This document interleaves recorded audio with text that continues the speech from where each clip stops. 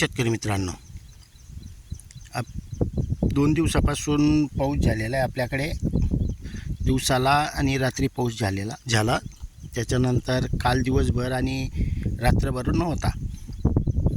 आणि आपण इथे जे मक्काचे जे कडबा कुट्टी म्हणतो ते इथे जमा करून कुट्टी केलेली होती. त्याचे हे पडलेलं जे घाण आहे खालचं ते आता 24-36 तासामध्ये कशी प्रक्रिया वळायला सुरुवात झालेली कुजनला ते बघा. तर शेतकरी मित्रांनो, या अशा पद्धतीच्या कुजन प्रक्रियेला सुरुवात झालेली आहे. ते एकाच ठिकाणी नाही आहे, जनरलमध्ये हे बघा.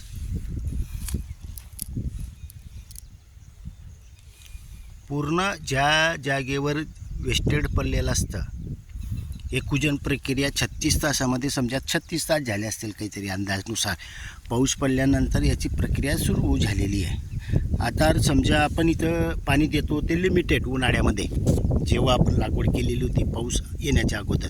आता ह्या भागामध्ये पाऊस नव्हता, म्हणजे पाणी दिलेलं गेलं नाही आहे, तरीसुद्धा इथे आता प्रक्रियाला सुरुवात झाली आहे. थोडंफार ओल असेल.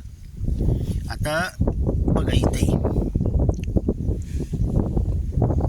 म्हणजे आता पूर्ण याच्यात कुजन प्रक्रियेला सुरुवात झालेली आहे. आतमध्ये बघा. आता ही बुरशी कामाची आहे का वाईट आहे आपल्याला याच्याशी काही घेणं देणं नाही आहे. प्रक्रिया होते सगळ्यात महत्त्वाचे. आणि दुसरी गोष्ट, जर कधी हानिकारक राहिली असती ही बुरशी तर आपल्या पिकांना प्रॉब्लेम आला असतात. हे आपलं दरवर्षीचं असतं, पण आपण बारीक सुरीक निरीक्षण करत असतो, त्याच्यामुळे आपल्या लक्षात येतं. जर आपण असं बारीक निरीक्षण केलं तर आपल्या लक्षात येणार आहे.